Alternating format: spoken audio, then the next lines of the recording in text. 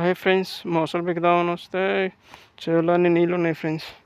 రైతు నీళ్ళు వేశారు, నీళ్ళన్నీ నిలబడిపోయినాయి ఫ్రెండ్స్. ఇటు పూటలే మొక్కజొన్నకు మాత్రం ఇలా నీళ్ళు నిలబడకూడదు ఫ్రెండ్స్.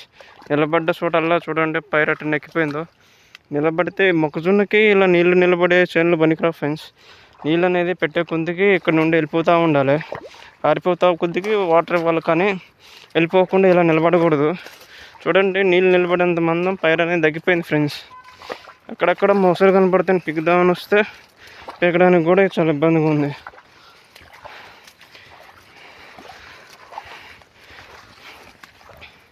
చూడండి ఫ్రెండ్స్, నీళ్ళు నిలబడ్డంత మందం పైరే అవ్వలేదు ఫ్రెండ్స్.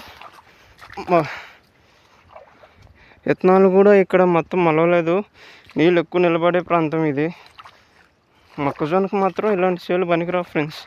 ఏదైనా మెట్ట చేలు నీళ్ళు నిలబడకుండా వెళ్ళిపోయాయి ఉన్నాయి మాత్రమే పనికి వస్తాయి. మొత్తం పాచి పడిపోయింది ఫ్రెండ్స్.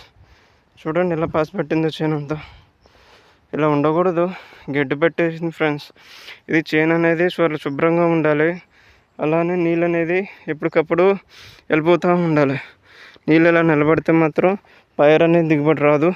అలానే కండ కూడా ప్రాపర్గా రాదు ఫ్రెండ్స్. చెట్టు ఎదిగితే దాని నుండి పోషక పదార్థాలు నేల నుంచి పీల్చుకుంటుంది.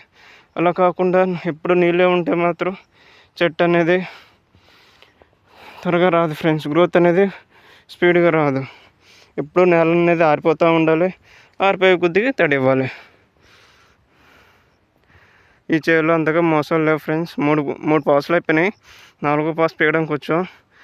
చేలు ఎక్కడైనా ఒకటి గిట్టమట్లు ఉన్నాయి ఫ్రెండ్స్. అవన్నీ కూడా పీకేసాం.